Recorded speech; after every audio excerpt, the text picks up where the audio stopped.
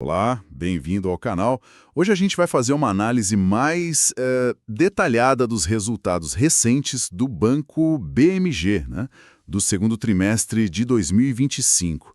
Pegamos aqui os relatórios financeiros, a apresentação deles e o release de resultados. Exato. A ideia aqui é, tirar o mais importante desses documentos, sabe? Pra gente entender como tá a saúde financeira do BMG mesmo, ver os pontos fortes, os fracos e, claro, tentar ver o que dá pra esperar daqui pra frente. É importante lembrar, né, que teve aquela mudança recente nas normas contábeis, a Resolução 4.960.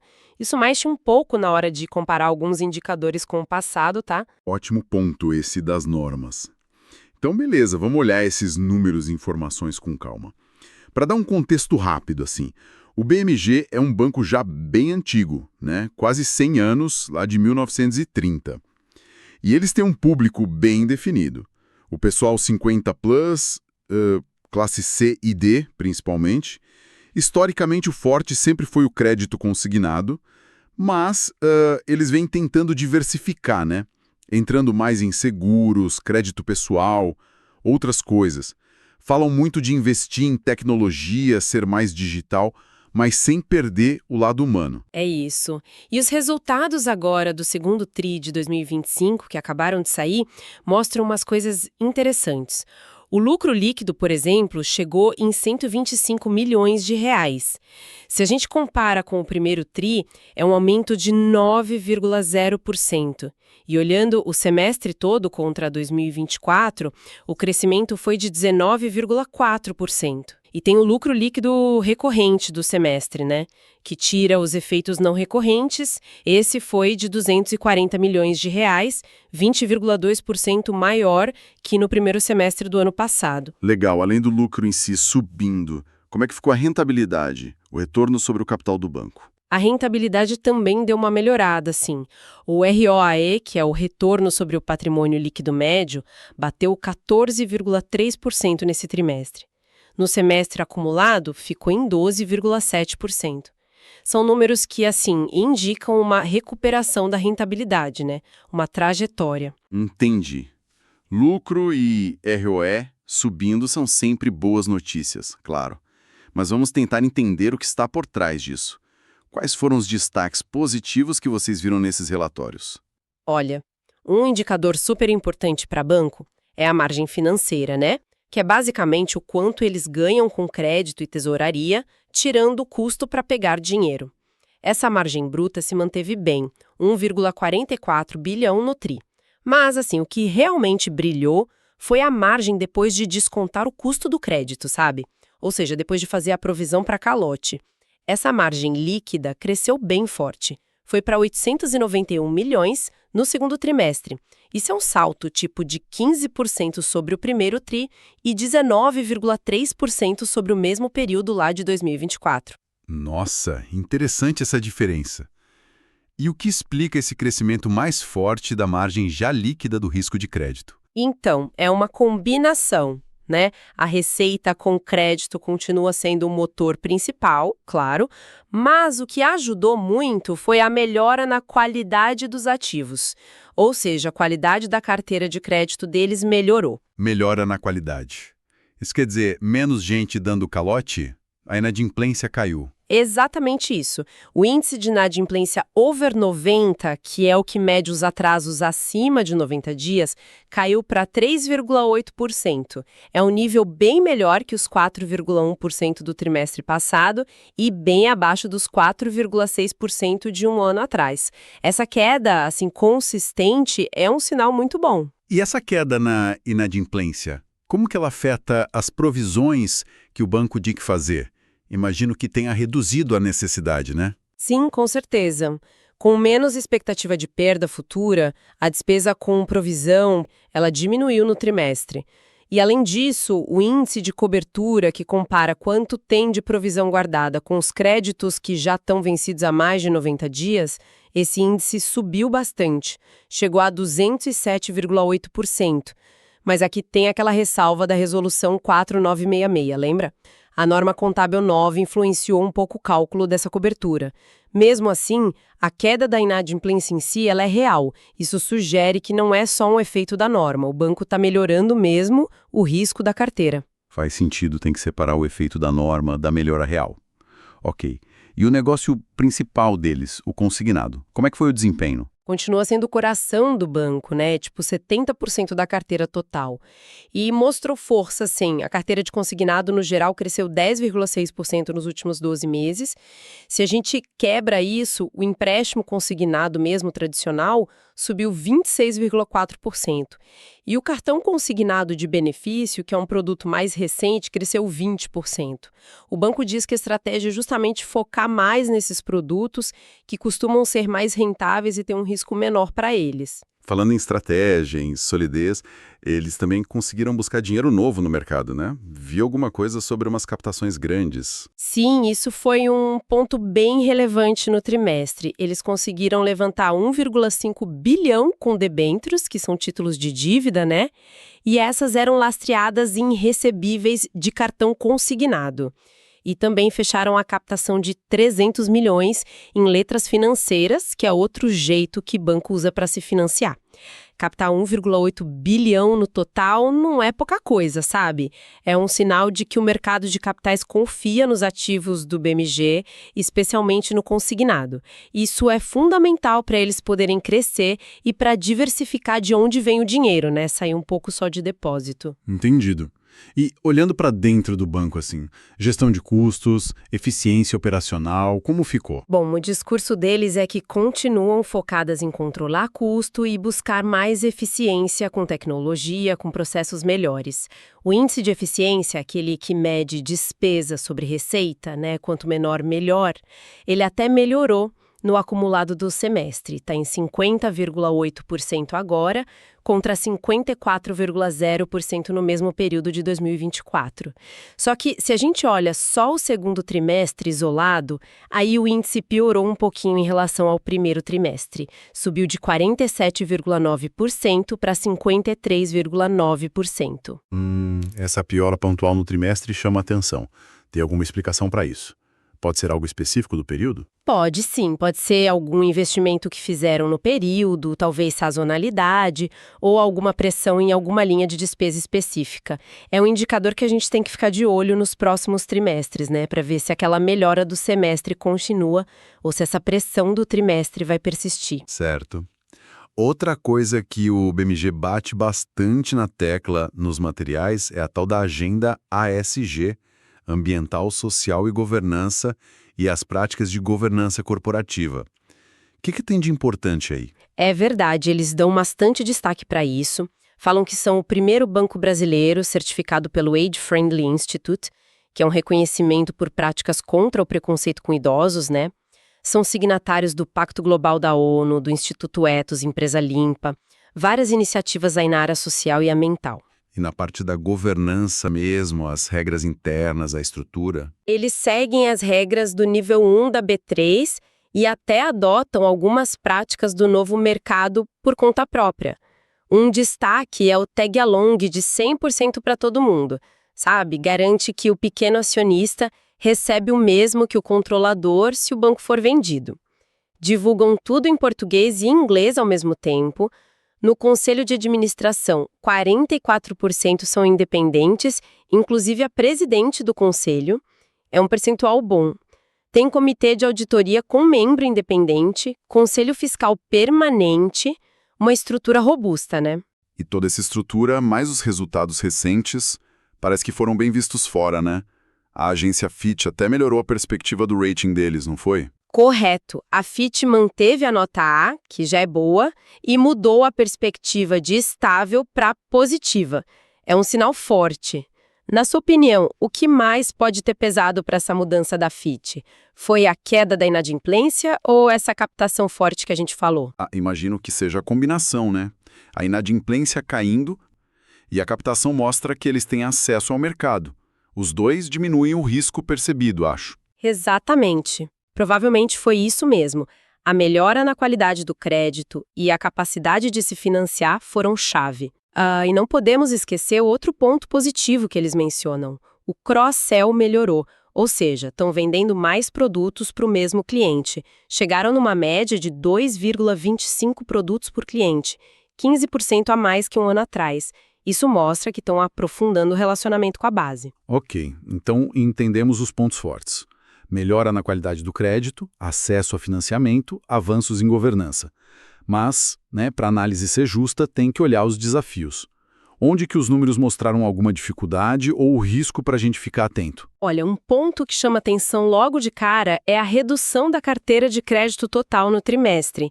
Ela deu uma encolhida de 8,0% em relação a março, fechou junho em 24,7 bilhões, apesar de ainda estar um pouquinho maior que um ano atrás, 1,7%. Essa queda no trimestre foi bem significativa. E qual a explicação do banco para essa redução no volume total de crédito? A justificativa principal deles tem dois lados. Primeiro, eles diminuíram uma carteira de consignado que tinham lá nos Estados Unidos, que eles falaram que não era estratégica.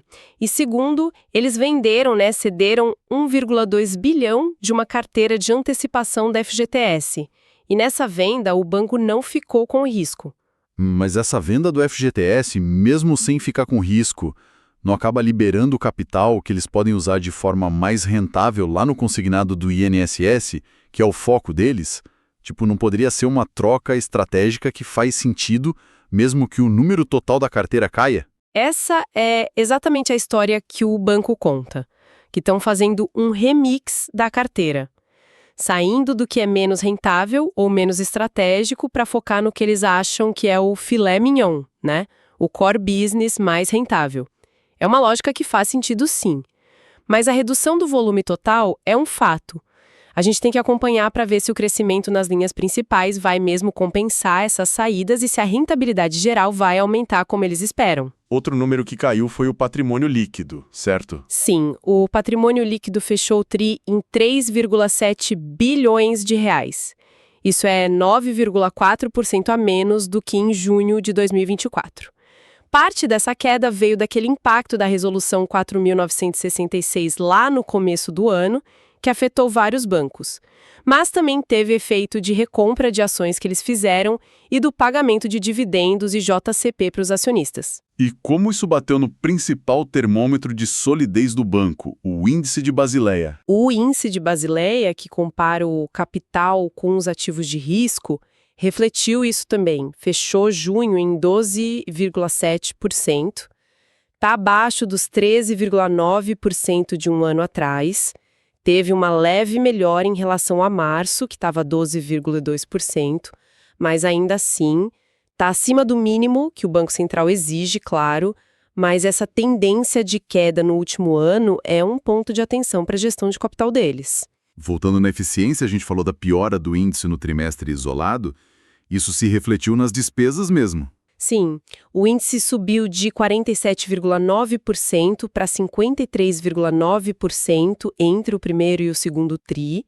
E lembrando, quanto menor, melhor. E isso está ligado direto ao aumento das despesas administrativas e operacionais totais. Elas cresceram 9,9% no trimestre e 6,2% em 12 meses. Então, a gestão de custos continua sendo um desafio importante ali. E tem outras provisões grandes além daquelas para calote de crédito. Tem sim. As chamadas provisões operacionais, que são principalmente para cobrir perdas esperadas com processos na justiça, sabe? Ações cíveis, trabalhistas, fiscais, elas também pesam. Somaram 148 milhões de reais só no segundo trimestre. É um valor relevante que morde o resultado final. E como foi o desempenho da área de seguros? A gente viu que é uma aposta para diversificar. Pois é. Os números recentes não ajudaram muito. O resultado de seguros caiu 11,6% no segundo TRI em relação ao primeiro. E a queda é ainda maior se a gente compara o semestre todo. Foi menos 36,6% em relação aos primeiros 6 meses de 2024. O banco diz que a venda da BMG Seguros antiga complica a comparação anual, mas a queda no trimestre é um fato do período atual. Um dado que me pareceu meio contra a intuição foi a redução no número de contas digitais. O que aconteceu ali? Verdade, isso é curioso. O número de contas digitais caiu para 5,9 milhões no fim de junho. E essa queda foi tanto na comparação com o trimestre anterior, quanto com o ano anterior. Pode ser, sei lá, uma dificuldade em trazer ou manter cliente nesse canal, ou talvez uma mudança de foco para ter clientes mais ativos e rentáveis, ou até uma limpeza na base. De qualquer forma, vai na contramão do que a gente vê no setor, né, de crescimento digital. E um ponto que não dá para ignorar são as contingências legais. Além daquelas provisões que já estão no balanço para processos que eles acham provável perder, que dá mais ou menos 1,1 bilhão, o banco tem que informar também o valor estimado de processos onde a perda é classificada como possível. Ou seja, não é provável, mas também não é um risco remoto. E qual o tamanho desse risco possível? É um valor bem alto. A estimativa para essas perdas possíveis passa de 2,5 bilhões de reais. É 1,9 bilhão em processo fiscal e mais 574 milhões em processo civil. Espera aí, 2,5 bilhões em riscos possíveis? Mesmo que a chance de perder não seja provável agora, isso é uma baita espada em cima da cabeça do banco, não é não? Exatamente, é um número muito significativo. Embora não afete o balanço hoje, porque a perda não é considerada provável, é um fator de risco enorme que investidor e analista acompanham de perto. Qualquer mudança na avaliação da chance desses processos virarem perda de fato pode ter um impacto gigante lá na frente. E para fechar os desafios, a própria dependência do consignado, né? Que é a força do banco, mas não vira um risco por ser muito concentrado? Sem dúvida. É a clássica faca de dois gumes. Ser tão dependente de um produto só, 70% da carteira, né, cria uma vulnerabilidade. Qualquer mudança nas regras desse mercado, tipo os limites de taxa de juro do INSS que vivem sendo discutidos e que eles até mencionam no relatório como um ponto de atenção, pode bater direto no resultado. E também, claro, se a economia piorar e afetar mais aposentados e pensionistas, o risco fica todo concentrado ali. Entendido. Com esse quadro aí de pontos fortes e desafios bem claros, qual que parece ser a bússola do BMG para os próximos trimestres, pelo que eles falam? A direção que eles apontam é continuar focando nos produtos que eles consideram chave, o consignado, tanto o empréstimo quanto os cartões, e o crédito pessoal para esse público 50+. Aquela estratégia de remix da carteira deve continuar, ou seja, colocar o dinheiro nas operações de maior retorno e sair das que são menos estratégicas, como a gente viu com a carteira dos Estados Unidos e uma parte do FGTS. E para buscar novas fontes de receita além do crédito em si? A aposta parece ser na área de seguros varejo, usando a estrutura da BMG Seguridade, que tem a corretora e a seguradora deles. A ideia é usar a base de clientes do crédito para vender seguro, sabe? Gerar mais receita e diversificar um pouco o negócio. E sobre aqueles pontos de atenção que a gente levantou, gestão de custos e o nível de capital. O controle de custos e a busca por eficiência tem que continuar sendo prioridade total, né? Principalmente depois daquela piora do índice no último trimestre. E quanto ao capital, o desafio é fortalecer o índice de Basileia. Para isso, o banco conta com algumas coisas. O lucro que eles geram normalmente, o uso de créditos tributários que eles têm acumulados, que é um valor bem alto, aliás, uns 4,9 bilhões, talvez fazer novas vendas de carteira sem reter o risco, e teve aquele aumento de capital que eles anunciaram agora, né? Via subscrição de ações, que deve trazer entre 35 e 50 milhões. Manter o Basileia num nível confortável é crucial para eles. E a estratégia de canais? Continuam com aquela ideia de expandir loja física e investir no digital ao mesmo tempo? Pelo jeito, sim. O plano de crescer a rede de lojas Help, com aquela meta bem ambiciosa de 900 lojas até o fim de 2025, parece que continua. Isso reforça o atendimento presencial. Ao mesmo tempo, devem continuar desenvolvendo os canais digitais, tipo a plataforma shopping de crédito e a contratação online, para buscar mais conveniência e agilidade. E, claro, né, a gestão daqueles riscos legais, dado o tamanho das contingências, vai ser um ponto-chave para a gente observar. E como sempre em banco, né, o desempenho lá na frente vai depender muito do cenário macroeconômico. Como vai ficar a taxa Selic, o emprego, a renda das famílias, principalmente das classes C e D, que são o foco do BMG, tudo isso vai influenciar muito os resultados. Fazendo uma síntese, então, Parece que o BMG está num momento de ajuste fino. Estão reforçando o nicho deles tradicional, que é mais rentável, o consignado para o público 50+, e ao mesmo tempo tentando melhorar a qualidade do crédito e a eficiência interna. Só que, em paralelo, tentam ganhar mais espaço em seguros e lidam com desafios como controlar custos e aqueles riscos legais enormes. É isso. É uma ótima forma de resumir, sim. Eles estão colhendo uns frutos bons, a melhora na qualidade de crédito, né? Inadimplência caindo, lucro subindo, mas, como a gente viu, tem desafios importantes na gestão de despesa, na queda do volume total da carteira, na gestão do capital e nessas contingências legais que são bem relevantes. A grande questão que fica é: essa estratégia de focar no nicho, melhorar a qualidade e rentabilidade vai ser suficiente para passar por cima dos obstáculos da economia, da concorrência forte e desses riscos legais que ainda estão aí? Uma pergunta fundamental para o futuro do banco, sem dúvida. E talvez um outro ângulo para a gente pensar. O banco fala tanto, dá tanto destaque para as práticas ESG, para a governança. Como que isso pode, de verdade, influenciar o valor que o investidor, o parceiro, até o cliente enxerga neles nos próximos anos? Será que isso vira um diferencial competitivo real ou fica só no discurso? Fica aí a provocação para a gente refletir. Excelente análise. Cobrimos bastante coisa hoje sobre os resultados do Banco BMG nesse segundo trimestre de 2025. Vimos os pontos positivos, os desafios, as perspectivas. Esperamos que essa nossa conversa sobre os resultados tenha sido útil para entender melhor a situação atual e o que dá para esperar da companhia. Muito obrigado a você que acompanhou a gente nessa análise. Se você gostou do conteúdo, não esquece de curtir e se inscrever aqui no canal para receber mais análises como esta. Até a próxima!